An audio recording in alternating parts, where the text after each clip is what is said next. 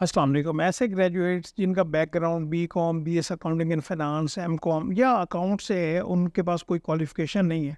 Currently वो कहीं पे जॉब कर रहे हैं बट उनकी जो एज है वो 35 या 40 प्लस है।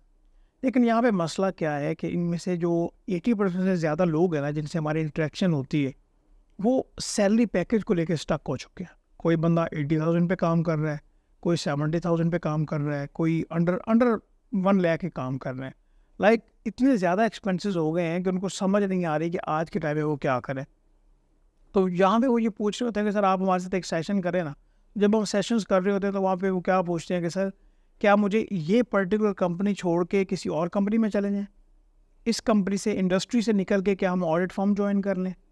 ऑडिट फर्म लेट से हम जॉइन नहीं करना चाहते क्योंकि वहाँ पे सैलरी पैकेज तो इससे भी कम होंगे और अभी हमारी अकाउंट्स की फील्ड है।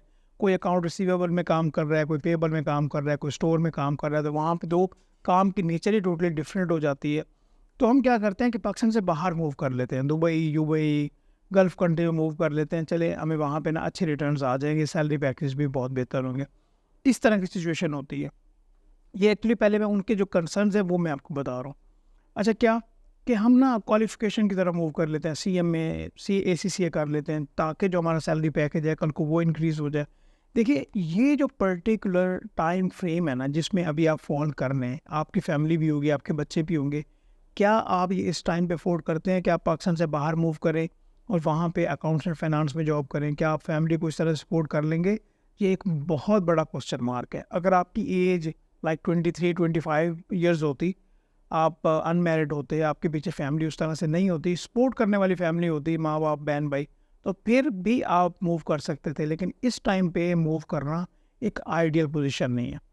अगर आप ऑडिट फर्म का प्लान बना रहे हैं, तो जिस तरह मैंने आपको पहले अभी बता दिया कि वहाँ पे सैलरी पैकेजेस तो और कम होंगे और आप अपनी फ़ील्ड को, अकाउंट्स फाइनेंस की फ़ील्ड को छोड़ के ऑडिट एडवाइज़री की तरफ जा रहे हैं या टैक्स की तरफ जा रहे हैं, जो कि एक आइडियल बात नहीं है। इसमें जो करियर बिल्ड करना था, वो स्टार्ट से फिर इस तरह से लेके चलें। ये जो सिचुएशन है, जो बंदा 70,000, 80,000 या 90,000 कमा रहा है, अगर वो चाहता है कि भई वो सवा लाख या 1.5 लाख तक जाए, तो उसके पास कौन से एवेन्यूज़ अवेलेबल हैं, कौन से ऑप्शंस अवेलेबल हैं, हम उसको लेके बात करने वाले हैं। ये तो बात आप भूल जाएँ कि पहली बात क्वालिफ़िकेशन की तरफ आप अभी मूव नहीं कर सकते। ये जो आपकी 35-40 इयर्स है, 2 से 3 साल आप वो अचीव करने लग जाएँगे, फिर आप अपना करियर बिल्ड कर रहे होंगे, नहीं। क्वालिफ़िकेशंस की तरफ भी आप मूव ना करें, आप पाकिस्तान से बाहर भी मूव ना करें। इंडस्ट्री में अगर आप कंपनी चेंज करना चाहें तो कर सकते हैं, वो आपको एक अच्छा सैलरी रेज़ दे सकती है। लेकिन जो आप एक्सपेक्ट कर रहे हैं, क्या आपको वो रिटर्न्स मिलेंगे, ये एक बड़ी बिग आस्क है। तो वहाँ तक पहुँचना कैसे? अभी मैं आपको एक करियर रूट बताऊँगा और साथ कुछ ऐसे एलिमेंट्स जो कि आपको इससे जो सैलरी पैकेजेज़ हैं वो को आपको बढ़ा सकते हैं, उसके बारे में बात करेंगे। देखिए, पहली बात कि आप उसी इंडस्ट्री में रहें और दूसरी बात कि अगर आप डेटा की तरफ आपका थोड़ा-सा भी रुझान है, डेटा एनालिसिस या अगर आप डेटा एनालिस्ट बनना चाहें, तो वो आप कम ड्यूरेशन में वो आप टास्क या वो गोल अचीव कर सकते हैं। मैक्सिमम 3 टू 6 मंथ्स आपको चाहिए और अगर आप डेली के 1.5 से 2 घंटे लगा दें, तो आप डेटा एनालिसिस की तरफ मूव कर सकते हैं। अभी डेटा एनालिसिस में किस तरह से मूव किया जा सकता है, आपकी जॉब भी साथ पैरेलल चल रही है और आप सर्च करें, आप देखें डेटा एनालिसिस में एक्चुअली होता क्या है।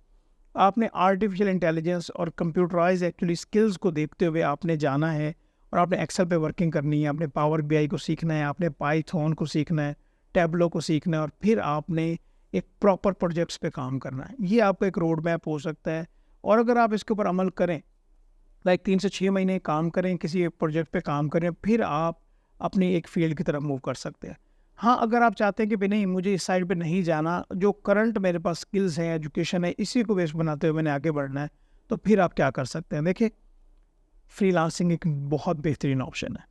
अच्छा, यहाँ पे थोड़ा-सा मैं माइंडसेट के बारे में बात करना चाहूँगा कि जो लोग भी 35 टू 40 इयर्स की उनकी एज है ना और वो काम कर रहे हैं, वो काम के लिहाज से बहुत ज़्यादा स्ट्रॉन्ग है। वो टेक्सटाइल में काम कर रहे हैं, वो किसी और कंपनी में काम कर रहे हैं, वो जो है ना उनका माइंडसेट बहुत ज़्यादा स्ट्रॉन्ग होता है कि कहीं पे मसला आ गया, सेठ ने कोई बात की कि भई ये मसला मेरा हल नहीं हो रहा, कैसे भी करके वो मसले को हल करेंगे, अपनी जॉब को लेके, जॉब के जो भी प्रॉब्लम्स होती हैं। बट यहाँ पे एक प्रॉब्लम ये है कि वो डरते हैं एक स्टेप लेने से, कि अगर मैं यहाँ पे एक बोल्ड स्टेप लूँगा तो क्या वो मेरे करियर पे तो नहीं इम्पैक्ट कर जाएगा? तो इसी लिहाज में मैं आपको यहाँ पे गाइड करना चाहूँगा कि जिन लोगों से भी हम सेशंस कर रहे होते हैं, उनको हम यही बताते हैं, या तो आप डेटा की तरफ चले जाएँ, आपको इतना टाइम लगेगा, या आप फ्रीलांसिंग की तरफ मूव कर लें। जो भी आपकी स्किल्स हैं, चाहे जो भी है, उसमें आपको कोई एक्सेल यूज़ करना आता है, इनफ है। कोई अकाउंटिंग सॉफ्टवेयर आता है, बिल्कुल ठीक है। रिकॉन्सिलेशंस आती हैं, गुड। जो भी आपकी पर्टिकुलर स्किल्स हैं, पहले आप उसको रजिस्टर पे पैड पे नोट डाउन करें। उसके बाद आप ज़रा फ्रीलांसिंग प्लेटफॉर्म पे जाएँ। पहले आप सर्च करें, जो आपकी स्किल्स हैं उनको आप सर्च करें कि क्या यहाँ पे ये लोग सर्विसेज प्रोवाइड कर रहे हैं। और ऐसे नहीं है कि जिस तरह फेसबुक पे अकाउंट बनता है जी, इंस्टा पे अकाउंट बनता है, ईमेल दी, लॉगिन किया, तस्वीर लगाई, पोस्ट करने स्टार्ट कर दी। इसका प्रॉपर तरीकाकार है। Freelancing is just like your shop. अगर वो शॉप अच्छी होगी, उसकी लुक अच्छी होगी, तो पहला क्लाइंट अंदर आएगा ना। फिर क्या, पहला क्लाइंट सेटिस्फाई होगा, वो अच्छी रेटिंग देगा, तो वो रेटिंग देखते हुए और क्लाइंट आएंगे। इसी तरह से फ्रीलांसिंग में आपको अपना करियर बिल्ड करना पड़ेगा। एक अच्छी पहले रिसर्च करना पड़ेगी। लेट से आप कहते हैं जी मुझे अकाउंट्स पेएबल का काम आता है या अकाउंटिंग सॉफ्टवेयर का काम आता है।